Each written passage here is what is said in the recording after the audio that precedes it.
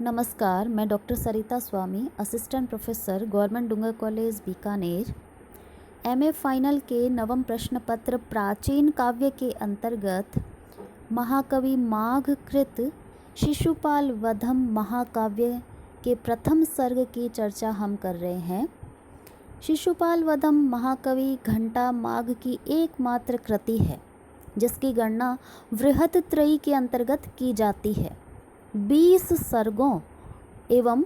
1650 छंदों से समन्वित इस ग्रंथ की उपजीव्यता का श्रेय महाभारत को प्राप्त है। इसका प्रारंभ श्री शब्द से होता है। द्वारिकापुरी में भगवान श्री कृष्ण के राजप्रसाद में देवर्षि नारद का आगमन होता है। पूर्ववर्ती श्लोकों में हमने ये पढ़ा है कि आकाश मार्ग से उतरते हुए देवर्षि नारद किस प्रकार की शोभा को धारण कर रहे थे और तदनंतर जब वो श्री कृष्ण के सम्मुख उपस्थित हो गए तब श्री कृष्ण भगवान ने उनकी विधि पूर्वक ससम्मान पूजा करके उनको अपने समक्ष उच्च आसन पर बैठाकर सम्मानित किया। यहाँ इस श्लोक में महाकवि माघ ये बता रहे हैं कि भगवान श्री कृष्ण के समक्ष नारद जी एक ऊंचे आसन पर स्वर्णिम आसन पर बैठे हैं तो किस प्रकार की शोभा से वो धारण कर रहे हैं, उसी को बता रहे हैं कि जैसे संध्या काल में जब चंद्रमा उदित होता है शुभ्र वर्ण का उदयाचल पर, वैसे ही श्री कृष्ण भगवान की कांति है श्याम वर्ण की और उनके समक्ष ऊंचे आसन पर बैठे हैं नारद जी जो शुभ्र वर्ण के हैं, गौर वर्ण के हैं, तो चंद्रमा के समान शोभा को वो धारण कर रहे हैं। उसी को बता रहे हैं। महानील शिलारुचः पुरो निषेदिवान कंस कृशः सविष्टरे श्रितोदयाद्र अभिसायकम उच्चकैर अचुचुरत चंद्रमसो अभिरामताम। महानील शिलारुचः विशाल इंद्र नीलमणि की कांति के समान कांति वाले अर्थात श्याम वर्ण वाले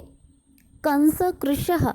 कंस हंता श्री कृष्ण के पुरः समक्ष उच्चकै विष्टरे ऊंचे आसन पर निषेदिवाना बैठे हुए सह यानी वे जो नारद जी है उन्होंने अभिसायम सायकाल में श्रियोदयाद्रेः ऊंचे उदयाचल पर आरूढ़ चंद्रमसः चंद्रमा की अभिरामताम शोभा को अचुचुरत धारण किया। तो यहाँ पर इंद्र नीलमणि की कांति के समान कांति वाले हैं भगवान श्री कृष्ण श्याम वर्ण के और उन्हें संध्या काल के समान बतलाया है। उनके समक्ष गौर वर्ण के नारद जी है और ऊंचे सिंहासन पर बैठे हैं। जैसे ऊंचे उदयाचल पर शुभ्र वर्ण का चंद्रमा सुशोभित होता है, उसी प्रकार नारद जी भी गौर वर्ण के चंद्रमा के समान उनके समक्ष सुशोभित हो रहे थे। विहाय तस्या अपचितिम प्रसेदुषः प्रकामम अप्रीयत यज्वनां प्रियः ग्रहीतुम आर्यान परिचर्यया मुहुर महानुभावा ही नितान्तमर्थिनः।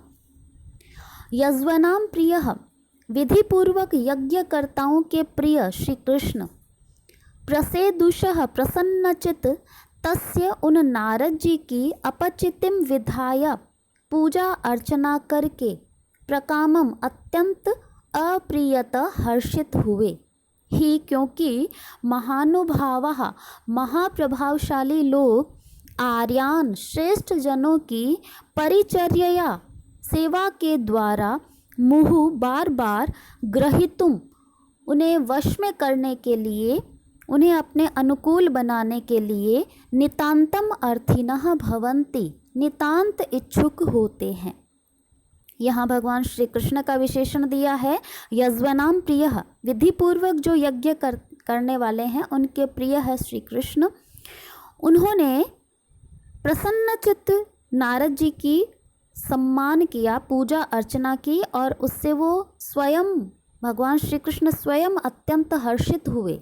क्योंकि ऐसा कहा जाता है कि जो महाप्रभावशाली लोग होते हैं वो श्रेष्ठ जनों को अपनी सेवा के द्वारा ही अनुकूल करते हैं, अन्य किसी प्रकार से नहीं करते हैं। तो यहाँ भगवान श्री कृष्ण की विनम्रता परिलक्षित हो रही है। अग्रिम श्लोक में ये कहा है, अशेष तीर्थोपरतः कमंडलोर्निधाय पाणौ अवृष्णा अभ्युदीरितः अघोघ विध्वंस विधो पटीयसी नतेन मूर्धना हरिर्गृहीद अपः। यहाँ जब भगवान श्री कृष्ण ने नारद जी का सम्मान किया तो नारद जी ने अपने कमंडल में वो समस्त तीर्थों का जल है वो रखते थे, तो उस कमंडल के जल को निकालकर भगवान श्री कृष्ण की तरफ उन्होंने छिड़काव किया और भगवान श्री कृष्ण ने बड़ी विनम्रता से सिर झुका करके उसको स्वीकार किया। तो अशेष तीर्थोपरता, समस्त तीर्थों से, अशेष यानी संपूर्ण, तीर्थोपरता तीर्थों से लाए गए, कमंडलो हो कमंडलू से, पाणौ निधाया निकालकर हाथ में रखकर, पाणौ हाथ में, निधाय रख कर के, ऋषिणा उन ऋषि नारद जी के द्वारा, अभ्युदीरिता छिड़के गए, अघोघ विध्वंस विधो संपूर्ण पापों को विध्वंस विधो नष्ट करने में, पटीयसी समर्थ, अपह जल को, हरि ही भगवान श्री कृष्ण ने, नतेन मूर्धना सिर झुका करके, अग्रहीत ग्रहण किया, स्वीकार किया। अर्थात उन्होंने उस भगवान श्री कृष्ण ने नारद जी के उस जल को भी विनम्रता से ग्रहण किया।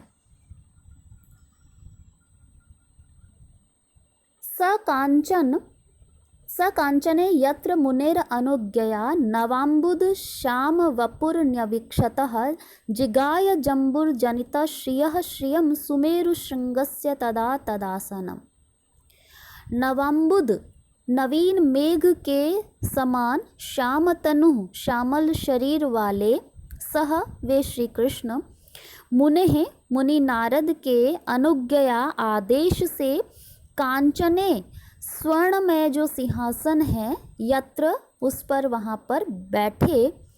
न्यवीक्षत वहाँ बैठे, आसन ग्रहण किया, तत् आसनम उस आसन ने, तदा उस समय, जम्बू जनित श्रियः जम्बू वृक्ष से शोभायमान, सुमेरु श्रृंगस्य सुमेरु पर्वत की, श्रृंग यानी चोटी की, श्रियम शोभा को, जिगाय जीत लिया। यहाँ जिस आसन पर भगवान श्री कृष्ण बैठे थे, उस स्वर्णिम सिंहासन पर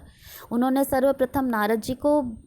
अपने समक्ष उच्च आसन पर बैठाया। तदनंतर जब नारद जी ने आदेश किया कि अब आप भी आसन ग्रहण कीजिए, तब उन्होंने आसन को, स्वर्ण में आसन को उनके समक्ष ग्रहण किया, बैठे वहाँ पर। उस आसन की शोभा को यहाँ महाकवि माघ वर्णन कर रहे हैं कि वो आसन ऐसा प्रतीत हो रहा था भगवान श्री कृष्ण के बैठने से, जैसे सुमेरु पर्वत की चोटी पर कोई जम्बू वृक्ष विद्यमान हो और वह उस प्रकार की सुंदरता को, वहाँ सुंदरता से प्रतीत हो रही हो। उसी प्रकार सुमेरु पर्वत चूँकि स्वर्णमय पर्वत होता है,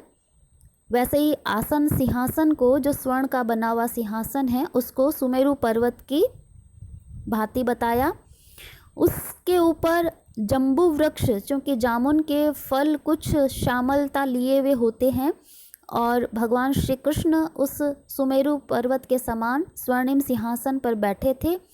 तो उस श्यामल शरीर वाले, नवीन मेघ के समान श्यामल शोभा वाले भगवान श्री कृष्ण उस स्वर्णिम सिंहासन पर उसी प्रकार सुशोभित हो रहे थे, या वह सिंहासन उनके बैठने से उसी प्रकार सुशोभित हो रहा था, उससे अधिक। और ताकि सुमेरु पर्वत के ऊपर जो जामुन का वृक्ष है वो लगा हुआ हो और उस पर्वत की चोटी की शोभा को भी उसने जीत लिया। तो नवाम्बुद श्यामतनु,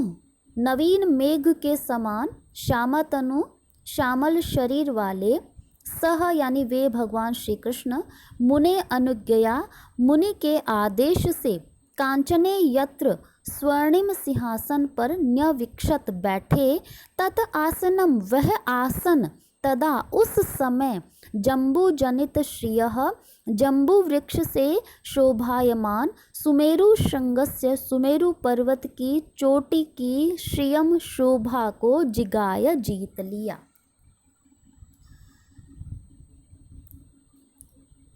सतप्त कार्त स्वर भास्वरांबरः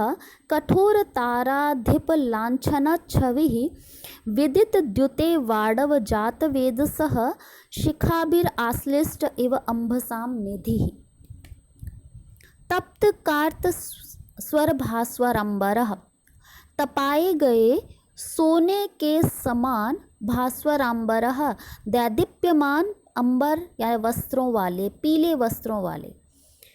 कठोर ताराधिप लांछना छवि और पूर्ण चंद्र के समान, पूर्ण चंद्र के लांछन कलंक के समान छवि श्यामल कांति वाले, सह वे श्री कृष्ण, वाड़व जात वेद सह वड़वाग्नि की शिखा भी लपटों से आश्लिष्ट व्याप्त, अंबसाम निधि इव